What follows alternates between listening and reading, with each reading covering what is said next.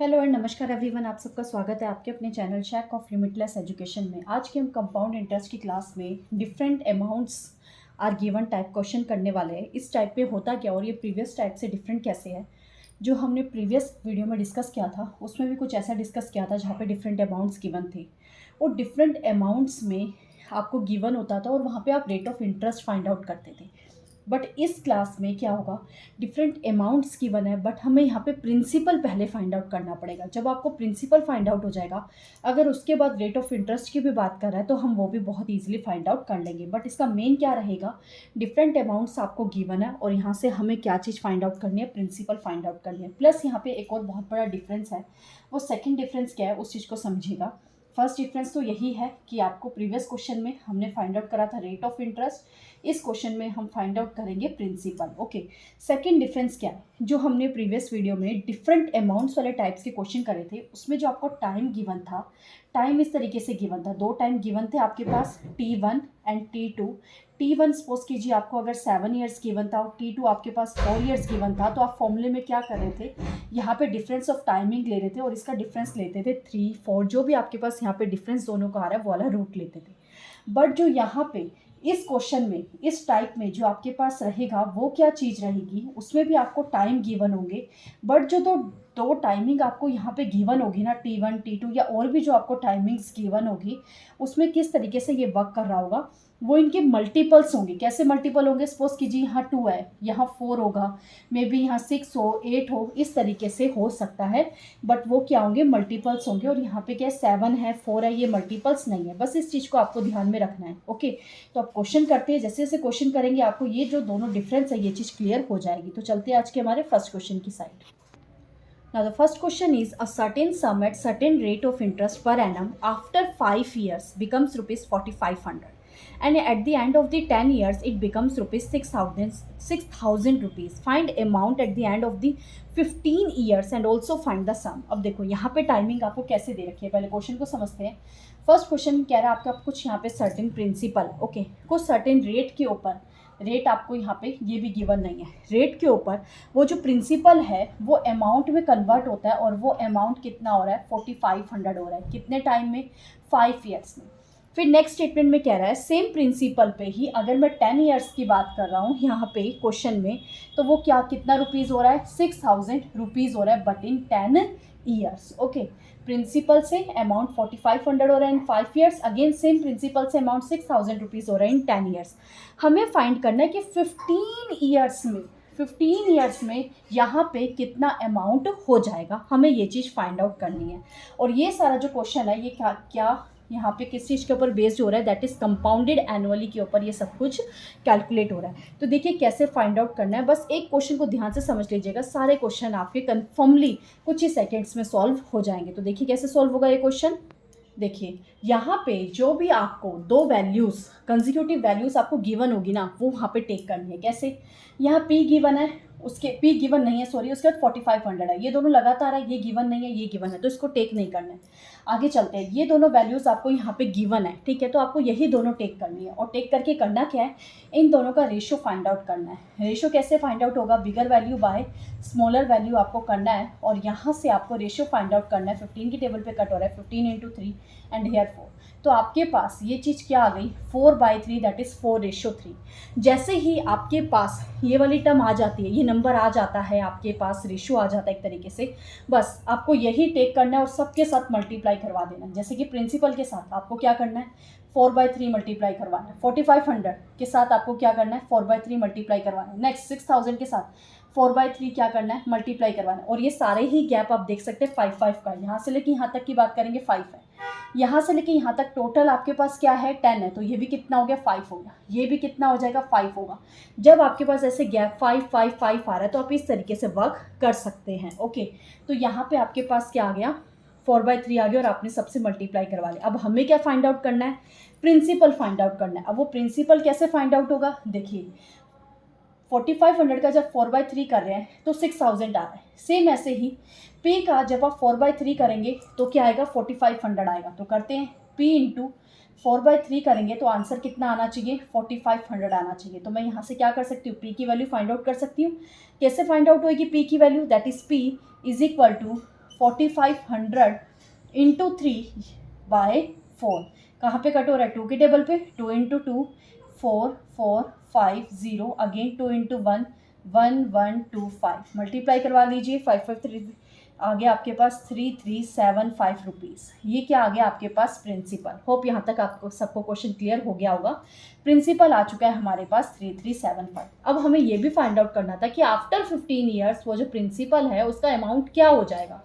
अब 10 ईयर्स का तो आपको दिख ही रहा है 6000 है, उसका जब 4/3 करेंगे तो नेक्स्ट 5 ईयर्स के गैप में आपके पास क्या आ जाएगा, वहाँ से 15 ईयर्स के लिए अमाउंट आ जाएगा। तो फाइंड आउट कर लेते हैं। 6000 का हमें क्या करना पड़ेगा, 4/3 करना पड़ेगा। तो करेंगे तो यहाँ पे कट करेंगे 2000 आ जाएगा, मल्टीप्लाई करवाएंगे तो आपके पास क्या आ गया, 8000 रुपीज़ अमाउंट आ गया। और कौन से ईयर्स के लिए आ गया आपके पास, ये 15 ईयर्स में आपका जो प्रिंसिपल है दैट इज़ 3375, वो क्या बन जाएगा, 8000 रुपीज़ बन जाएगा इन 15 ईयर्स। ओके, सेम ऐसे ये 15 हो गया, आगे 20 का पूछा जाए, 25 का पूछा जाए, 30 का पूछा जाए, तो आप किसी का भी ऐसे फाइंड आउट कर पाएंगे। ओके, होप आप सबको ये सारे क्वेश्चंस क्लियर हो गए होंगे, कोई डाउट नहीं होगा। अब चलते हैं नेक्स्ट क्वेश्चन की साइड।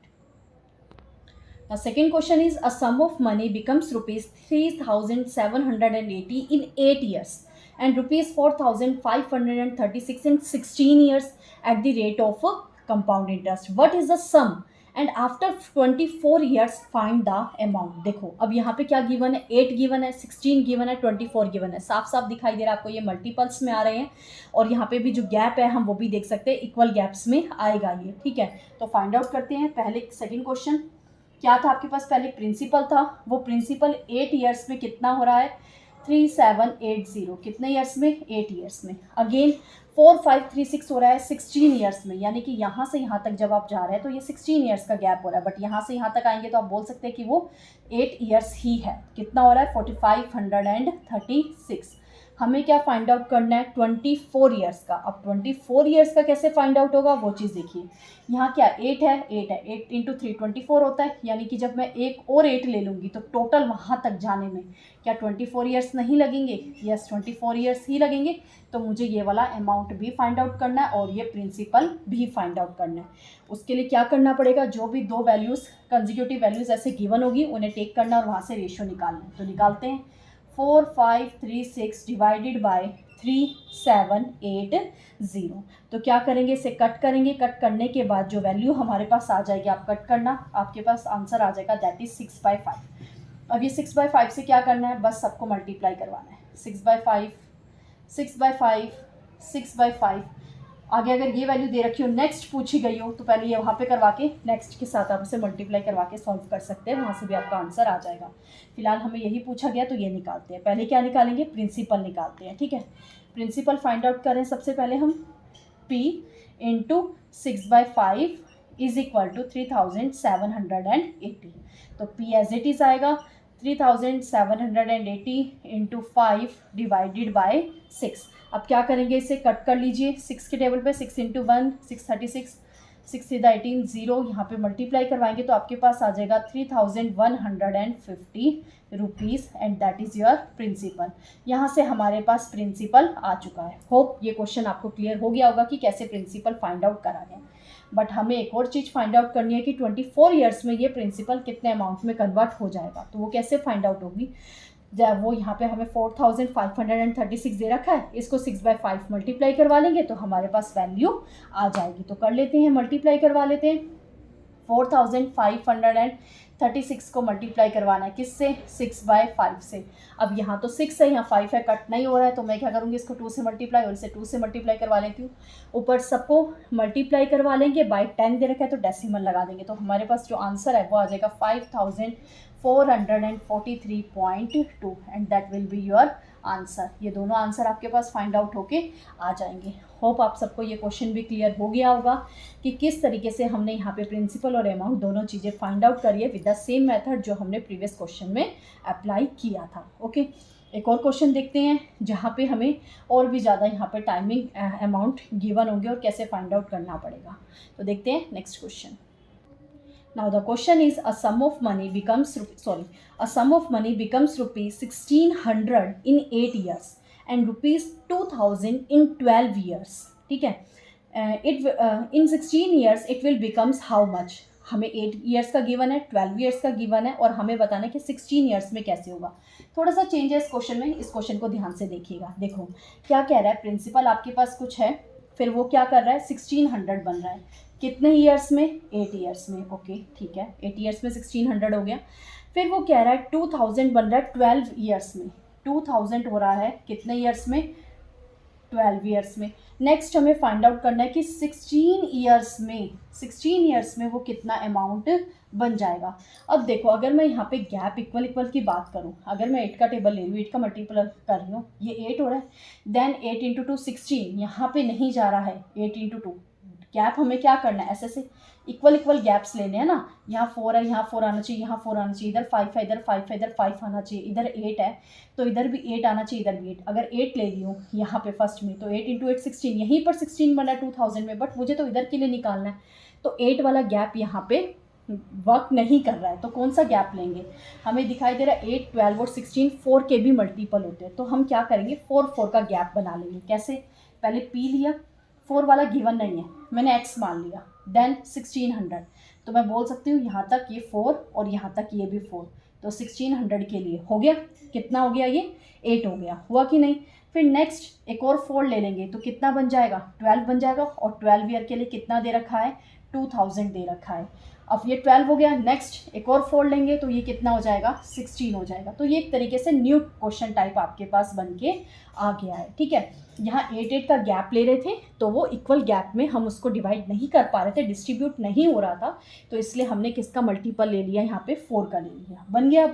अब मैंने बताया था कि जहाँ भी 2 कंसेक्यूटिव वैल्यूज दे रखी होगी उसको टेक करना और वहाँ से रेशियो निकालना, तो रेशियो निकालेंगे तो 20 से 20 कैंसिल, ये कितना आ जाएगा, 5/4 आ जाएगा। तो सबको क्या करेंगे, 5/4 से मल्टीप्लाई, यहाँ भी 5/4 से मल्टीप्लाई, अगर नीड होगी तो इसको भी फाइंड आउट कर सकते हैं, 5/4 से मल्टीप्लाई, इधर भी क्या करेंगे 5/4 से मल्टीप्लाई, वो निकालना है तो इसको निकाल लेते हैं, कट करेंगे, कितना आ जाएगा 4 इंटू 5 20, 5 5 25, तो ये आ गया आपके पास 2500। 16 ईयर्स के लिए तो आपके पास आ गया 2500 बहुत ही ईजिली, और यही फाइंड आउट करना था हमें। और अगर प्रिंसिपल भी फाइंड आउट करने की बात करता तो प्रिंसिपल कैसे फाइंड आउट कर सकते थे आप, यहाँ से डायरेक्टली भी फाइंड आउट कर सकते थे, या फिर हम क्या करेंगे, x into 5/4 is equal to 1600 कर लीजिए, x into 5/4 is equal to 1600। यहाँ से हम क्या करेंगे, x की वैल्यू फाइंड आउट कर लेंगे, दैट इज़ 1280। 1280 यहाँ की वैल्यू आ गई है, तो वहाँ से प्रिंसिपल भी इजीली फाइंड आउट हो जाएगा। आप खुद ट्राई कीजिएगा, प्रिंसिपल का आंसर आपका आना चाहिए, दैट इज़ ₹1024। 16 ईयर्स के लिए जो हमसे क्वेश्चन में पूछा गया था वो मैंने फाइंड आउट कर दिया है। प्रिंसिपल आप खुद ट्राई कीजिएगा, आंसर आना चाहिए ₹1024। ओके, होप आप सबको क्वेश्चन क्लियर हो गया होगा। यहाँ पे बस थोड़े से चेंजेस थे, और वो चेंजेस क्या था, यही चेंज था कि डिस्ट्रीब्यूशन हमें किस तरीके से करना है, इक्वल इक्वल होना चाहिए, और वो हमें खुद माइंड लगाना है कि कितने टाइमिंग का हम इक्वल इंटरवल यहाँ पे बना सकते हैं। ओके, अब चलते हैं नेक्स्ट क्वेश्चन की side. Question is the sum of money becomes ₹2400 in 6 years and 3600 in 12 years, find the sum. ये तो बहुत ईजी क्वेश्चन है, बहुत ईजी, सॉरी फोर्थ क्वेश्चन है, बहुत ईजिली सॉल्व हो जाएगा ये क्वेश्चन।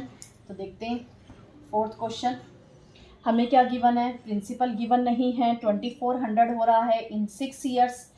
अब हमें बताना है, और ये 12 ईयर्स में कितना हो रहा है, that is 3600, that means again 6 years का गैप है, हमें जस्ट प्रिंसिपल फाइंड आउट करना है। तो क्या करेंगे, यहाँ से रेशियो फाइंड आउट कर लेंगे, ये 12 इंटू 3 एंड 2 दैट मीन्स 3/2 आएगा, तो इस प्रिंसिपल को 3/2 से मल्टीप्लाई करवाते हैं, principal into 3/2 which is equal to 2400, 3 into 8 24, यहाँ से पी आ गया आपके पास, दैट इज़ ₹1600। बहुत ईजी क्वेश्चन था, सिंपल सा क्वेश्चन था। होप आप सबको क्वेश्चन क्लियर हो गया होगा। Now come to the next fifth question. Question थोड़ा सा डिफरेंट है बट इजी है, घबराना नहीं है, बिल्कुल सेम वैसा ही है, बस थोड़ा सा स्लाइटली डिफरेंट है। देखते हैं क्या चीज़ डिफरेंट है। Question is a certain some at certain rate of interest per annum after 5 years becomes ₹2000, but at the end of 8 years becomes ₹2500। Find the amount in 11 years. देखो इस फिफ्थ क्वेश्चन में हमें क्या कह रहा है कि कोई प्रिंसिपल है, वो ₹2000 हो रहा है, कितने टाइम में, 5 ईयर्स में। ओके, फिर आगे क्या कह रहा है कि 8 ईयर्स में वो कितना हो रहा है, दैट इज़ 2500। अगर मैं 8 ईयर्स की बात कर रही हूँ, यहाँ पे 5 है तो अगेन यहाँ पे 3 लेना पड़ेगा, तभी टोटल यहाँ से यहाँ तक कितना हो रहा है, 8 ईयर्स हो रहा है। ओके, हमें फाइंड आउट करना है 11 ईयर्स का। 5 इंटू 3, 5 प्लस 3 एंड अगेन 3 क्या हो जाएगा, 11 हो जाएगा। मीन्स यहाँ से लेके यहाँ तक का टोटल आपके पास कितना हो रहा है, 11 ईयर्स। अब आपको यहाँ पे क्लियरली विजिबल हो रहा है कि ये वाला तो डिफरेंट है, बट ये दोनों जो हैं सेम ईयर्स कैरी कर रहे हैं। बट अब इस क्वेश्चन में हमसे क्या पूछा गया है, यहाँ का अमाउंट बताइए। तो आप इस चीज़ को इस तरीके से भी देख सकते हैं कि इसका कोई यूज़ ही नहीं है, मुझे तो इन दोनों से रेशियोज फाइंड आउट करने हैं, उसके बाद इसका मल्टीपल करके उसको उससे मल्टीप्लाई करा के अमाउंट फाइंड आउट करना है। तो ठीक है, फाइंड आउट कर लेते हैं। तो कैसे आएगा, 2500, वैसे कट वहीं कर लेते, दैट इज़ 2000, कट करेंगे 5 इंटू 5 एंड हेयर 4, 5/4 आ गया। तो इसे क्या कर लेंगे, 5/4 से मल्टीप्लाई करवा लेते हैं। 2500 इंटू 5/4 2, तो ये क्या बनेगा, 2 इंटू 1 250, और दोबारा कट हो रहा है, यस 2 इंटू 1 6 2 एंड 5, 6 टू 5 को 5 से मल्टीप्लाई करवा लीजिएगा, हमारे पास आंसर आ जाएगा, दैट इज़ ₹3125 आ गया। 11 ईयर्स के लिए आपके पास आंसर आ चुका है, दैट इज़ ₹3125। होप आप सबको ये क्वेश्चन क्लियर हो गए होंगे, कोई भी डाउट नहीं होगा। ये जो 5/4 आया है ये 3 ईयर्स की गैप के लिए आया है, ये चीज़ याद रखना, ये 5 ईयर्स के गैप के लिए नहीं है, तो इसलिए आप इसको यहाँ पे अप्लाई नहीं करेंगे। ये 5 ईयर्स के गैप को कैरी कर रहा है और यहाँ पे 3 ईयर्स की बात कर रहा है। ओके, होप आप सबको आज की क्लास पसंद आई होगी, क्वेश्चंस भी अच्छे लगे होंगे। एक ये मेथड है क्वेश्चन को सॉल्व करने का जस्ट, और इस टाइप के क्वेश्चंस को एग्जाम में देखा गया है, और ये क्वेश्चन भी प्रीवियस ईयर क्वेश्चन पेपर से ही है, जहाँ पे फर्स्ट वाला तो आपको डिफरेंट दे रखा होगा, आगे की टाइमिंग्स का गैप आपको सेम दे रखा होगा। और याद रखना वहाँ पे आपको प्रिंसिपल नहीं, हमेशा आगे का ही पूछा जाएगा, और वो चीज़ आपको कन्फ्यूज़ करने के लिए दी जाती है। ओके, होप आप सबको आज की क्लास पसंद आई हो। अगर पसंद आई हो तो वीडियो को लाइक करना मत भूलिएगा, और हाँ, चैनल पे फर्स्ट टाइम आए तो चैनल को सब्सक्राइब करना भी मत भूलिएगा। तो मिलते हैं नेक्स्ट वीडियो में। Thank you for watching.